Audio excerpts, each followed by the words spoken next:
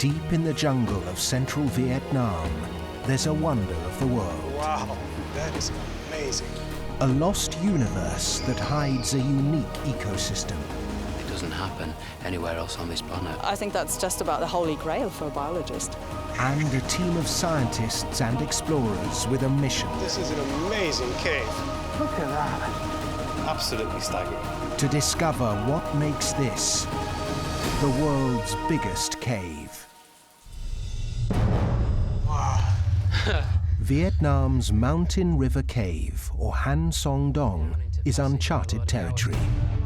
More people have trodden on the moon than have entered this giant cave system. This is really dodgy. This team of scientists and cavers are about to embark on a journey of discovery to see if this cave is the largest in the world. This is an absolutely amazing cave. It's huge. We're just in the entrance now. It's going to get so much bigger. That's amazing. Absolutely wonderful. This is definitely a once-in-a-lifetime opportunity. I'm so excited about being here. Practically the first person to set foot into the cave. It's a wonderful opportunity. In 2009, caver Jonathan Sims was one of the first humans ever to enter here. But deep into the long cave passage, he was stopped short by a forbidding rock face. Now he's back with caving expert and expedition leader Howard Limbert. He has the right climbing equipment to climb the wall and a commitment to crack the secrets of this cave and claim a world record. The expedition begins with a dangerous 100-meter abseil into the first vast passage. British caver Howard Limbert has led 12 expeditions to Vietnam's limestone caves. It just goes up. Just keep pushing up. This year's expedition into Mountain River Cave is especially dangerous because it's so remote. Well, Anybody can fall, twist their ankle, break their ankle. That could happen. And if that happens, you know, then we've got a rescue on our hands. Rope free, Annette. German zoologist Annette Betcher is impatient to get down into the darkness. She suspects a unique underground world will have evolved in this huge cave. Scientific opportunity and a caving opportunity as well at the same time. It's fabulous. Darryl Granger is here to unravel the mysteries of Mountain River Cave. He's a world expert in cave geology. If this is the world's biggest cave, he wants to know how and why it grew to such record-breaking size. it's like no other cave I've ever been to. Southeast Asia is famous for its 450-million-year-old limestone geology. Many large caves litter Vietnam, but here within the Cây Bang National Park, Mountain River Cave is certainly a giant among caves.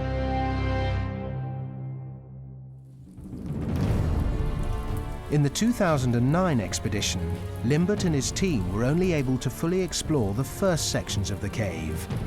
But they found areas they estimated to be 150 meters wide and 200 meters high. That's enough room to fit London's Big Ben in twice over.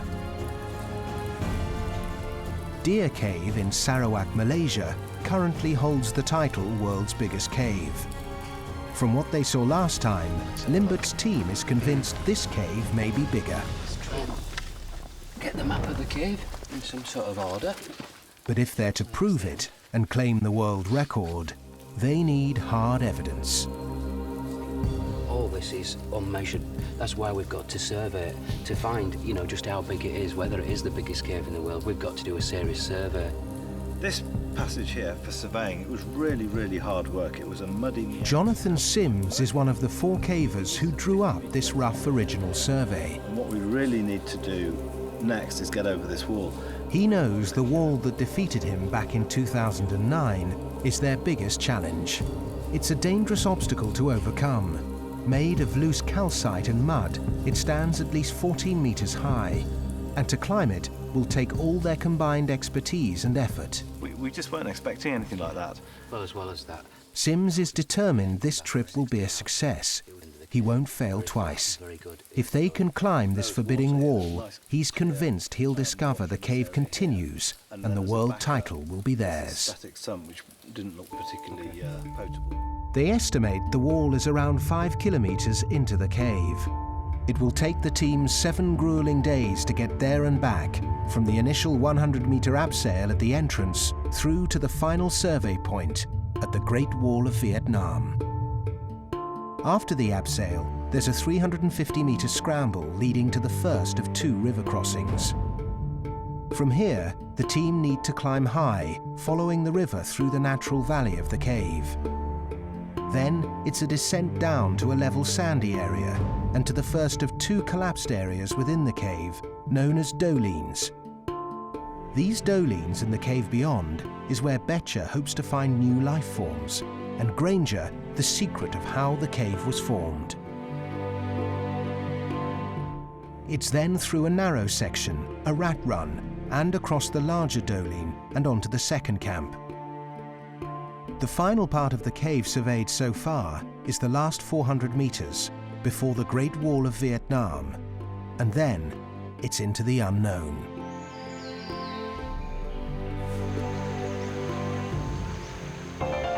Limbert's caving team have been exploring Vietnam's caves since 1990. They picked the Cay Bang Massif for a very good reason. It's a huge limestone area with lots of water, ideal ingredients for cave formation. Where there's no limestone, the rivers are trapped within walls of non-soluble rocks, holding the water in. When it does find an exit, the results can be large and spectacular. The volume and power of the water help to create these gigantic caves. Add a monsoon climate with heavy downpours feeding the many rivers here, and the chances of water carving out a cave of exceptional proportions are even greater. So far, they've discovered 100 kilometers of caves, but none are as vast as this. They suspect some additional factors must be at work here. The team now need to traverse difficult broken terrain to reach their first camp. They're nearly half a kilometre into the cave. 20 metres ahead lies a powerful river. This river runs like a main artery through the first part of the cave. Even at its lowest, 10 cubic metres of water pour by this point every second. It carved this enormous cave, and the team will have to cross it twice. Limbert leads the way. Oh, some evidence of a bit of water comes through here at times. Bit slippy on these. Yeah. Oh, I can see the river. Whoa! Look at this. This is our river crossing. Oh, then we're underwater. Yeah.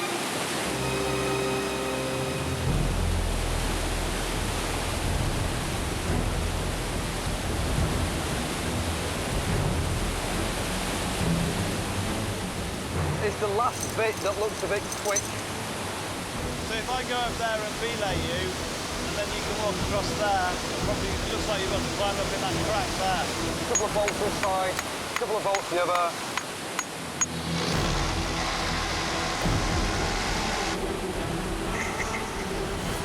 It's life and death, really. So, I mean, it has to be right.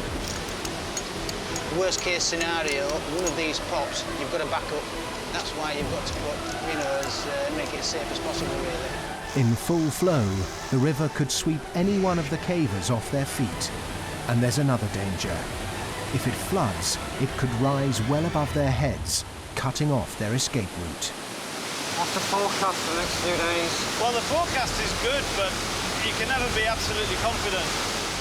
Limbert has chosen the timing of the expedition very carefully. Now is the end of the dry season, so the river is low. But any unexpected tropical downpour could see the river rise dramatically in just hours. Let's do it. Right, guys, you can start crossing.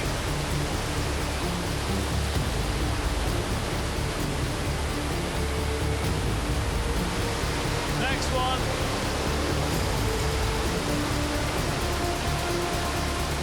The most important thing is that you don't allow the river to sweep you away, because there's a load of rapids just down there, and we're not really quite sure exactly what's in the river beyond that, because we haven't seen it all the way. And there could be all sorts of very sharp rocks and all that kind of thing. And the last thing you want is to get swept down the river, because it could be serious injury or even life-threatening. I'm actually quite nervous about river crossings because I'm quite a slight build, and I've been in flooding caves before where when you put your hands on something, your legs just get swept away from underneath you and you can't get them back down on to get footing. It is actually really, really dangerous.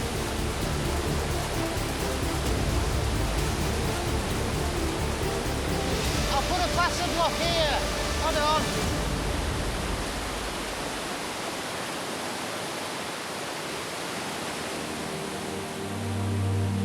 A major obstacle defeated.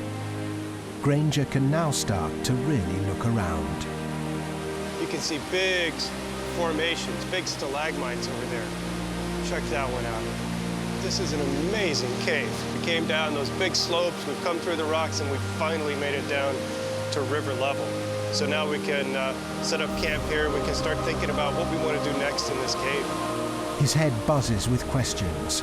Why, in a land of giant caves, could this one be the largest of them all? What is it that makes a cave so big? There's a lot of stories that we can learn from this cave. To claim the world record, Mountain River Cave needs to be consistently higher, wider, and longer than the current title holder, Deer Cave in Sarawak, Malaysia. When you're talking about largest caves in the world, there's no doubt there's some very, very long caves. And if you went on pure volume, many, many caves are bigger than this cave on pure volume. It's pure dimensions of a whole single passage like this that continues for 5 kilometres is pretty unique in the world. The cave runs in an unusually straight line from north to south without any deviation. So let's get underway, let's get started, okay? Okay. Granger believes the water in this earliest, oldest section of the cave could offer an explanation why this cave is so enormous. Highly erosive, exceptionally acidic water acting on very pure limestone might be the answer. To confirm his theory, Granger needs to carry out a test.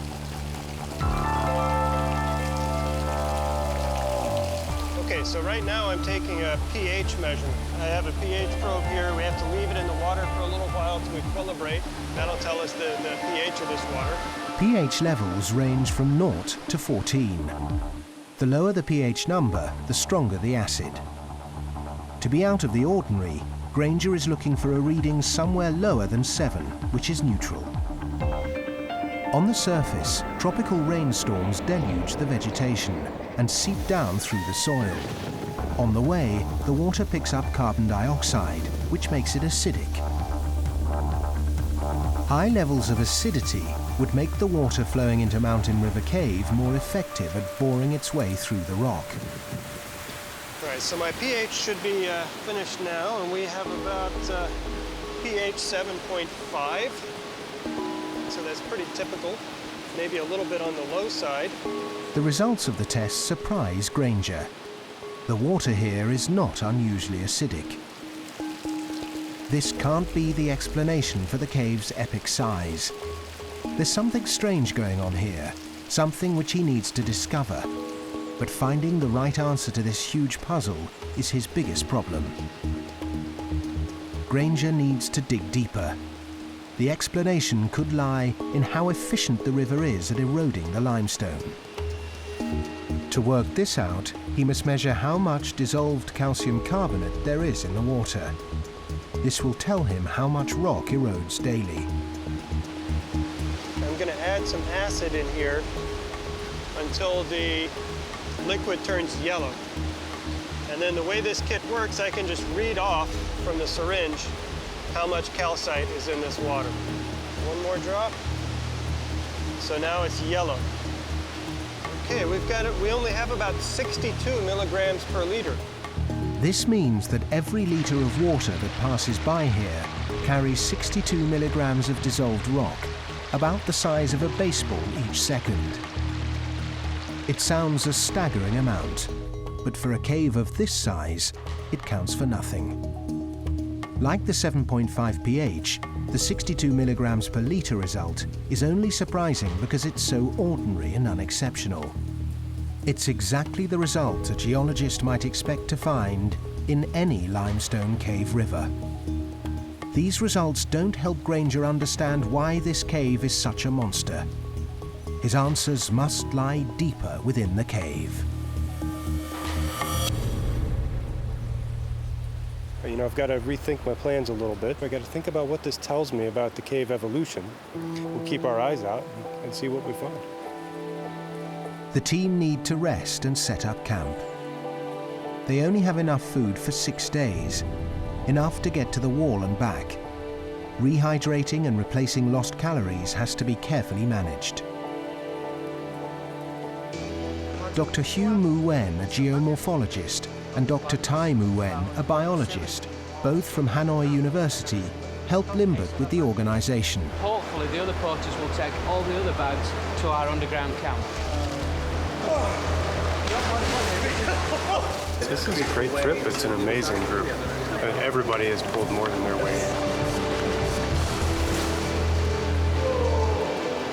Betcha goes deeper and further into the cave looking for life.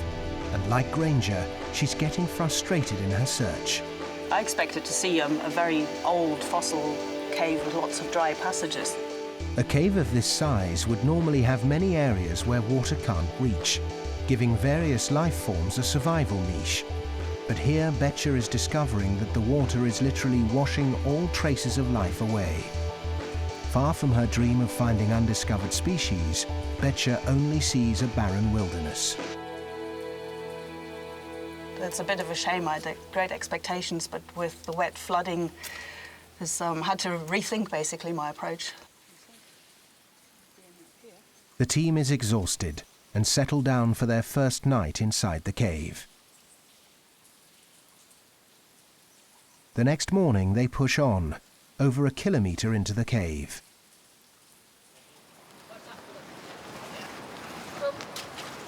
Darrell Granger has explored some of the largest caves in the world. But this one is about to deliver something he's never seen before. Deep in the heart of Mountain River Cave lie the magical and mysterious dolines. Wow.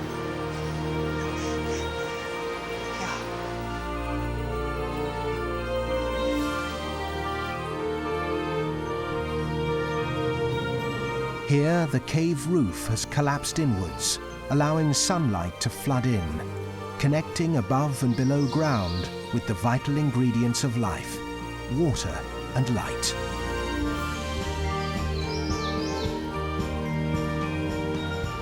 Man, this is the world's biggest cave. The rest of this stuff is just building up to it. That is amazing. That's 1.5 kilometers away. That is huge.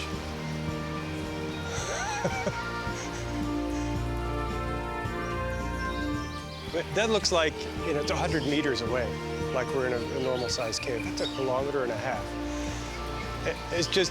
It's hard to even imagine how big that passage is. Here, a unique mini jungle has taken root 400 meters below the surface of the Earth.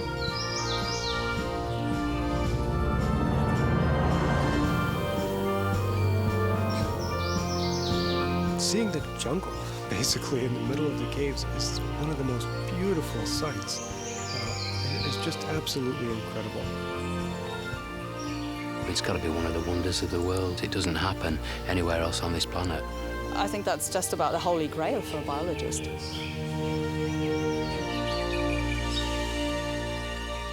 The doline is an unexpected window for Granger into the structure of the limestone here. It's also a view of Mountain River Cave's Achilles heel. This is a good example of a special type of doline. This is a collapsed doline. So that happens when you have a cave passage and then the surface collapses into that cave. And it happened here because we have really thin beds. You can sort of see them on the back side of the wall, and they're just not strong enough to hold up this cave roof. At some point in the cave's past, the river ate away at the cave roof where the limestone beds are thinner. The river undermined the ceiling rock so much that eventually the roof collapsed. This collapse is known as cantilever failure. You can think about, theoretically at least, having a piece of rock sticking out like a diving board. You can only stick it out so far before it breaks off under its own weight. And that's exactly what happens. As you make the cave bigger and bigger, you're forcing basically a diving board of rock, a slab of rock, to stick out and support its own weight. The limestone beds in this part of Vietnam are especially thick, with very few cracks or weak points. The river tunnels through this landscape of pure limestone. The dolines brutally reveal the few places where the rock beds are thinner, and so weaker. Here, open to the sun and the rain, life has taken hold.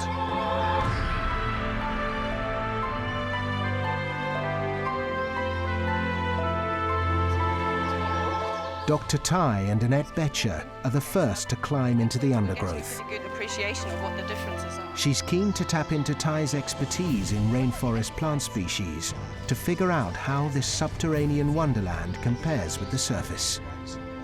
And the tree very tall, but not big. Yeah, so thin and tall, reaching for the light. Yes. Yeah, that's what I thought. Yeah. This is like a lost world. This is, it's basically, it's untouched by humans, which is very exciting. So we're the first people to come here, which is amazing for a biologist. And so it's all mine. I can go around and I can sample things, and whatever I find will be interesting and hopefully very different. After drawing a blank in the first part of the cave, the doline fulfills Betcher's expectations. Here is an area rich with life, a unique and unexplored ecosystem. This is absolutely fantastic. It's a treasure trove for biologists. And everything that lives here has got here by complete chance. So birds have dropped seeds, plants have sprouted up. And they must manage to flourish in a different world from the rainforest they came from. Here it's darker, more protected from the wind. The floor of the doline is made up of porous limestone rubble from the collapsed roof. Less light and little water means these plants have had to evolve new strategies to survive. This species outside is evergreen. Okay. Yes. Right. But here it's fall down the leaf in the winter, I think so. Okay, so you think it's evergreen outside, but it's deciduous in here. And so the young leaves, are those the red leaves? Are those young leaves? Okay, right. Betcher had hoped to find new species of plants, evolved to flourish in this strange underground world. But Tai doesn't see examples of unique evolution. Instead, he thinks the plants in the doline are showing extreme adaptation. It's a process known to biologists as phenotypic plasticity. In particular in plants, their outer form is very variable. They can adapt themselves very much to their environment. So there could be two plants that are perfectly the same species, have the same DNA, but because they're in a different environment, they actually look quite different. That's the plasticity bit. So I think we're seeing an example of spectacular phenotypic plasticity. Novel adaptations abound in the doline. In the tropics, trees are usually evergreen, but down here they're deciduous, with sparse foliage and narrow trunks. Dr. Tai theorizes that this is how the trees deal with the relative lack of water and shortage of light.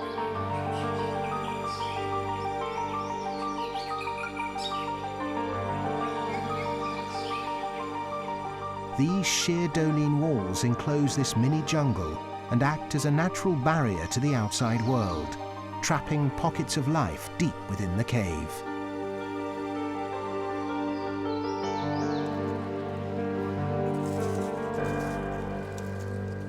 Betcher looks for soil thick enough to lay some surface traps. Alcohol will preserve any creatures that venture in. Now she must try to find any signs of life in the dark cave. But so far, the chances of finding anything of significance don't look good. Could the water that created the cave also be destroying all life within? In the wet, active part of the cave, Granger discovers a clue why the apparently very average water here has carved out a cave so very far from average. He's got a hunch the speed of the water at peak flood could be the key factor. Here, what we see are little scallops that are carved in the wall. They're dissolved in the wall by water as it passes by. He expects to find evidence that the water runs through here at great speed. The faster the water goes by, the smaller the scallops. So if we see big, giant scallops, they can be, up to 1 meter across. That's very, very slow-moving water. Here, they're about the size, they're about 1 inch across, a couple of centimeters across. From the size of the scallops, Granger can also work out what's known as the Reynolds number, a crucial measurement that tells him how turbulent the water is. Like the acidity test earlier, the findings here are very average and offer no clues as to why this cave grew so big. He works out that the water here travels at only 5 kilometers per hour, a totally ordinary velocity for any river. So far, he's drawn a blank on his quest, but he might still be able to help Betcher on hers. Granger thinks the cave's personality may be about to change for the better. I think what happened is the first doline collapsed, and it's acting like a big dam right in the cave. Right. We passed that doline, and suddenly everything dries out. We don't see the becomes sand. more normal. Becomes more of a normal, less active cave. And that's where the wildlife comes in, because Right. if it doesn't get flooded out every 10 years or so, it has time to evolve. For Granger, the formula for how Mountain River Cave grew so big remains a mystery. This area has the right ingredients for a big cave. Unusually large beds of pure limestone and heavy monsoon rains feeding a deep river. But the water's speed and turbulence didn't reveal anything, and Granger is almost at a loss. Aye! The surveying team looks for answers too. Aye! That's probably a 500-metre echo. So if we ever push in a cave and you get to end of a cave or end of exploration for a day, we often give it a big oi just to see if it's still continuing. And we know we can turn around and come back to another successful push the next day. A bit further, Jonathan. For this expedition, they need to use a more sophisticated way of measuring the cave's size. Cave surveying used to be a primitive process where everything was done by hand. Now, digital laser readings cut out the tedious legwork and provide precise measurements. They must survey every part of the cave, and every measurement must be exact to the nearest centimetre. When it comes to claiming the title World's Biggest Cave, it's length, height and breadth that counts for Limbert and his team. The laser sends a beam across to a designated point called a survey station, which Sims marks with a small light disc. They measure distance, height and angle. It's painstaking work. 29.9 minus 3, 0.99. Left's 8. The laser beam picks out the highest point in this section of the cave. It measures 100 meters. The Statue of Liberty could fit in here quite comfortably, with 7 meters to spare. The widest section surveyed so far is 103 meters. This passage continues for another kilometre. Room for a small plane to fly through the cave, or even a whole display team. Very good. So if we go back to the original station, and then we get some legs straight down there. OK. Can you shine your target? Shine on Limbert knows this cave is gigantic, longer and wider than Deer Cave, but he still needs to find an area that's higher to be sure of the title. Just up a bit, Jonathan. Light on. They're now over 4 kilometres in, and Deer Cave still holds the title of the world's biggest cave. Hope lies with the wall, but they have just 3 days left, and there's a problem mounting. The dolines bring in light, but they also allow the weather from above to seep down into the cave. Jonathan, Come a bit closer. please, we've got a problem with the clouds now. It's extremely accurate if there's no cloud in the way, which there is in this case across the far side. So this is one thing that does make it difficult. one of the peculiar hazards of surveying in a cave this size. The poor visibility means the team must stop the survey. It's an awful setback. They're running out of time to get to the end of the cave. Limbert makes a tough decision to save time. He sends his two best climbers, Sweeney and Clark, ahead to set the rigging on the treacherous wall, so the rest of the expedition can follow tomorrow.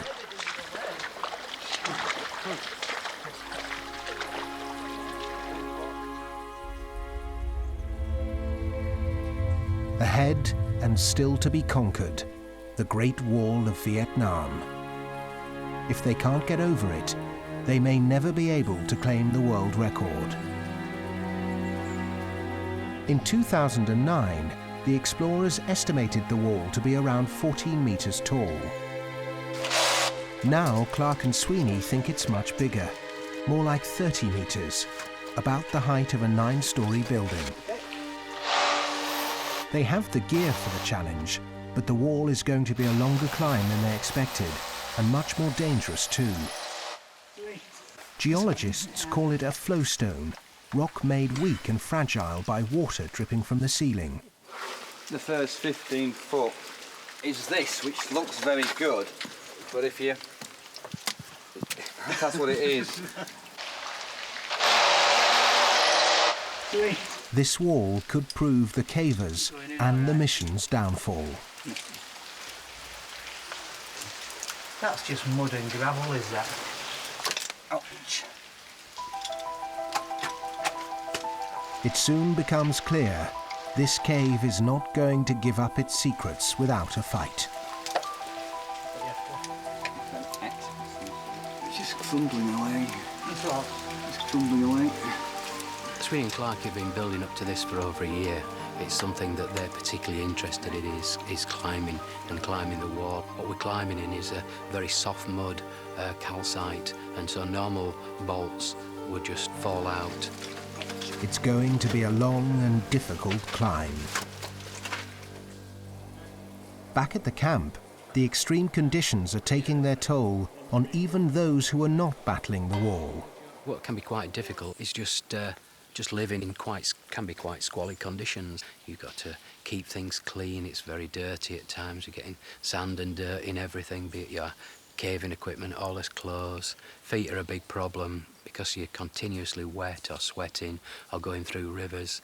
We often get what we believe is a fungal infection of the feet, so we tend to put antifungal powder every evening, keep his feet nice and dry to stop this happening, and touch wood. We're okay at the moment. As the expedition party settle down to rest, there's another unexpected problem. A miscommunication with the surface. Limbert needs more porters, but they're running out of food. So we're just trying to sort out how we can organize a porter situation and pots and pans and food and all that. Okay, I think it would be ideal to have porters down here and camp down here, as long as they've got some blankets and they've got some food, because we've not got enough food to spare for porters, I'm afraid, over. Well, the porters don't have any food themselves. They said that the food was supposed to come from you.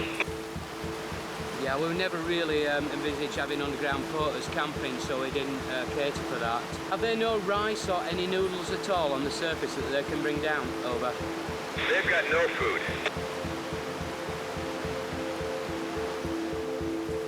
Got a few problems at the moment. We've only got 2 porters down here. We're going to require more. We've got a lot of loads. It's going to be a little bit tight on the food. We're looking like we've got 24 people, but we've only got 18, 20 lots of food. Well, the thing is, we've got 6 of those big packets of pasta for each of 2 meals, and that'll stretch. We've had a good noodle breakfast. That'll do us. Well, the last one. The next day. Excellent news. Yeah, that's all got to go out. That's got to feed them for 4 days. Right. Betcha's search for life continues. She came to Mountain River Cave to find new species, but with only 2 kilometers to go before the wall, she's found nothing extraordinary. She has one more chance, a promising new sample area, a dry passageway. That's where the opportunities are with this fantastically big cave. So I can go into those and look for those tiny critters that will be evolving in their large, dry side passages in their alcoves.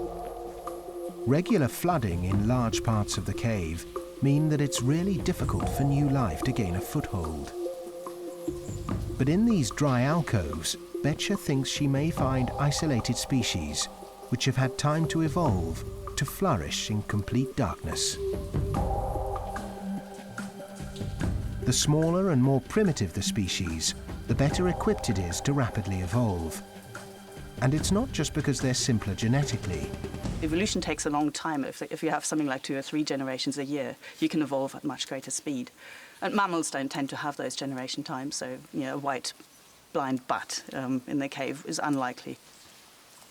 Because of the cave's sheer size, species can easily get cut off from each other. It's then possible for weird and wonderful offshoots to evolve. Oh my word, look at these. There you go. This is the first white woodlouse that I've seen ever in the cave. These are basically the same blueprint woodlice as we know from outside, from the surface, but on the surface they would be dark coloured, probably dark grey, slate grey or black. This is not something I expected to find here, so I'm very pleased.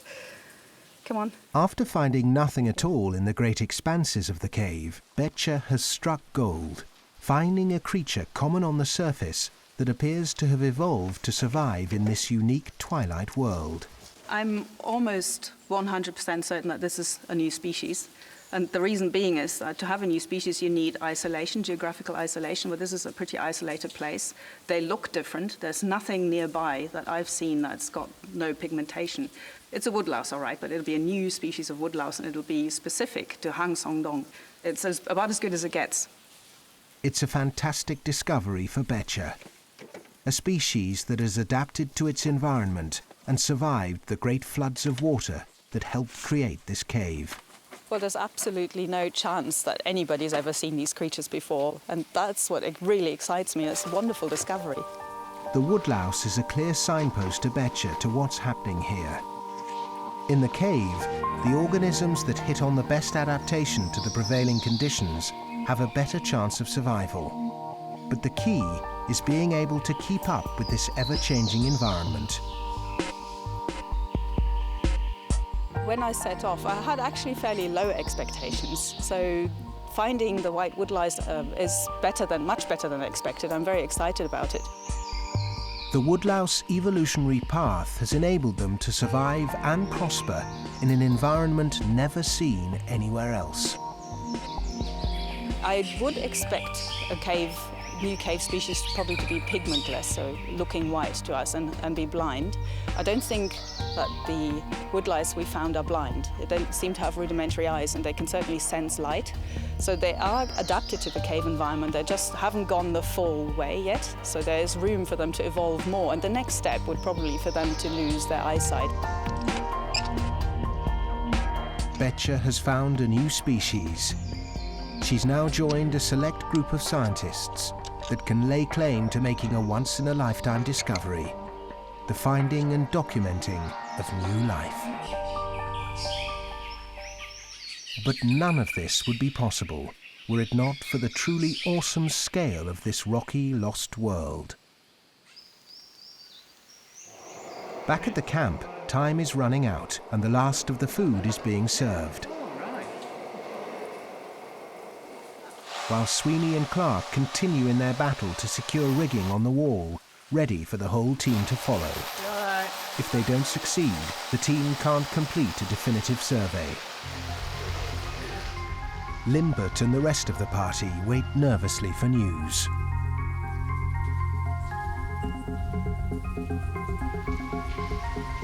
As time runs short, Granger is convinced he's near to cracking the geological puzzle of why this cave is so large.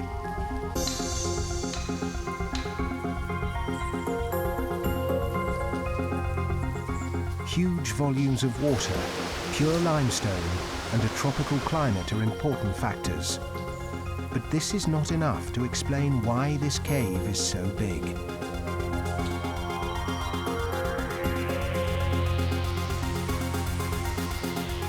In a bid for answers, he returns to his maps of the region.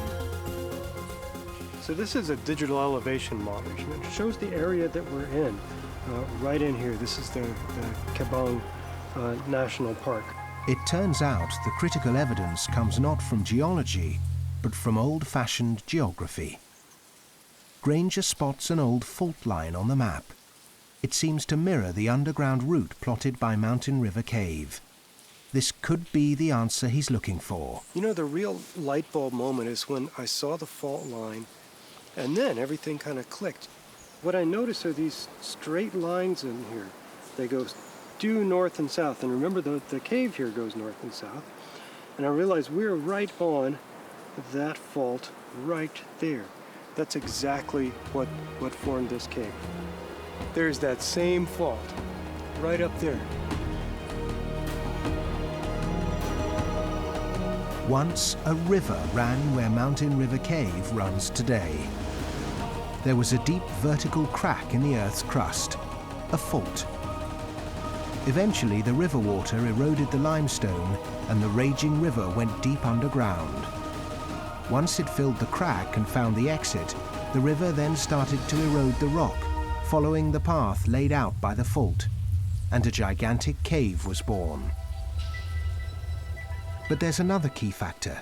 The fault was narrow. When the water began to carve this mega cave millions of years ago, it was the shape of the fault that gave it strength. The reason the caves fall apart, the reason they break down, is often because they get too wide, and the limestone roof can't support that long a length. Here, the cave remains relatively narrow within the straitjacket of the geological fault, reducing the possible risk of collapse and allowing the cave to continue to grow in a continuous straight line.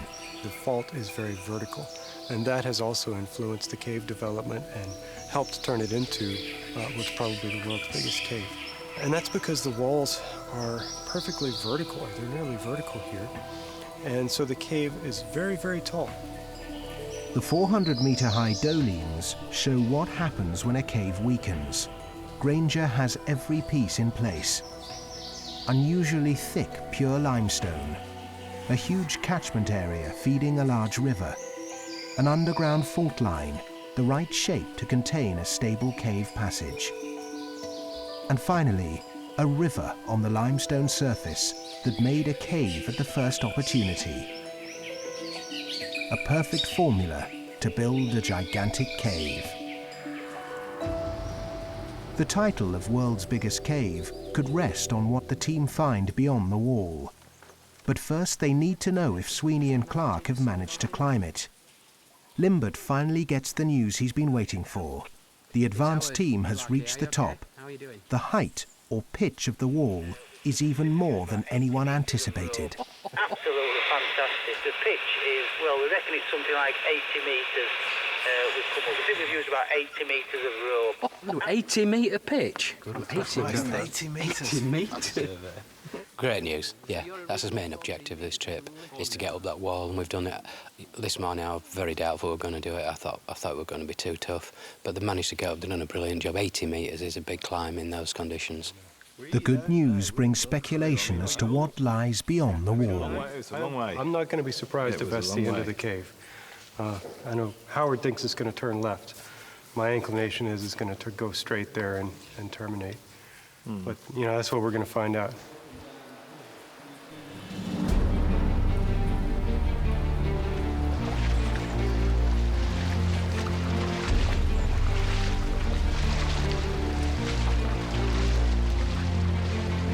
The final hurdle now awaits Limbert and his team as they push on to join Sweeney and Clark at the Great Wall of Vietnam.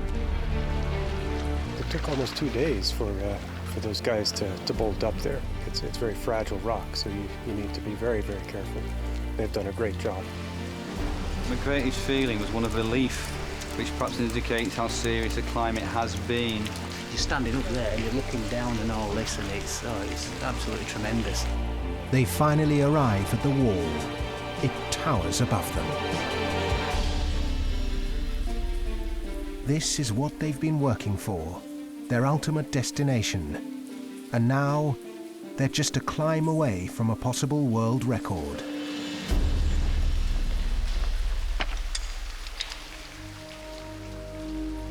Limbert and Sims are looking for a section of the cave that beats the highest point in Deer Cave. They haven't found it yet, and if the cave ends here, the world record may never be theirs. It will be very, very dangerous. So we'll have to be very, very cautious going up the wall. It's only for experienced cavers, really. Limbert takes the difficult decision that only the surveying team will go up the wall. It's too dangerous for Granger and the film crew to follow. This is it. We're about to go up and push into the unknown, as they say. Who's going up first then? Sweeney.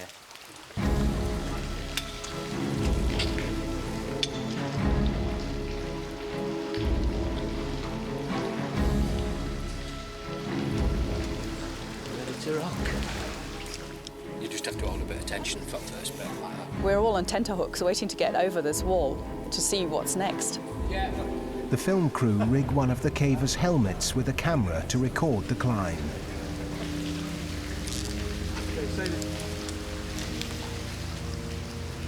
Left of it, down centre of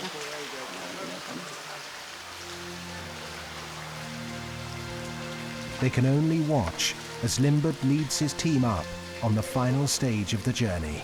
It's a whole team effort. I mean, it isn't just a few people going up a wall. It's the whole build-up. It's the sort of year of planning. It's all the prep. It's the porters. It's absolutely everything that gives a few people the chance to do something like this right at the end. The cavers managed to climb the 80 metres up the Great Wall. Absolutely fantastic. This is something else, is this? Look at that. They have succeeded in the most difficult part of the expedition. The Great Wall of Vietnam, this huge flowstone, the height of a 25-storey building, lies conquered at last. But the elation is quickly followed by disappointment. As Granger had suspected, Mountain River Cave does indeed end here. An exit to the outside jungle lies just 300 metres beyond the wall. With no more cave to survey, this final measurement of the passage from the top of the wall to the ceiling has to beat Deer Cave's highest point of 175 metres. They've just climbed 80 metres and now need a reading of over 95 to claim the title of the world's biggest cave. 45.8. Sims reads the final, crucial measurements. 188. Can you just do the height of the passage there, Jonathan? Yep, so massive. Absolutely huge. Absolutely. Finally, they get the readings they've been waiting for. It's 96.4. 96.4! That's incredible. Spot there, were you? Jesus. That's incredible. Mountain River Cave is the world's biggest cave, with a passage continuously higher, wider, and substantially longer than any other cave in the world. Staggering, absolutely staggering. And well, I think there's not very much doubt now that this is the world's biggest cave. It's a pretty tremendous achievement. It's a fabulous cave, a really, really fabulous cave. Really enjoyed yourself. We had a great time. We're having a really, really good time. It's just mind-blowing stuff, is this? It really is, and it just don't get much better. I mean, the expedition's been a great success. It's achieved everything it wanted to do, and you can't ask for any more than that. This has been a tremendous experience for me. I feel very lucky to have been invited on this trip to see the world's biggest cave and try to figure out the science behind this cave. Just very privileged and lucky to be along on this trip with Howard and his team.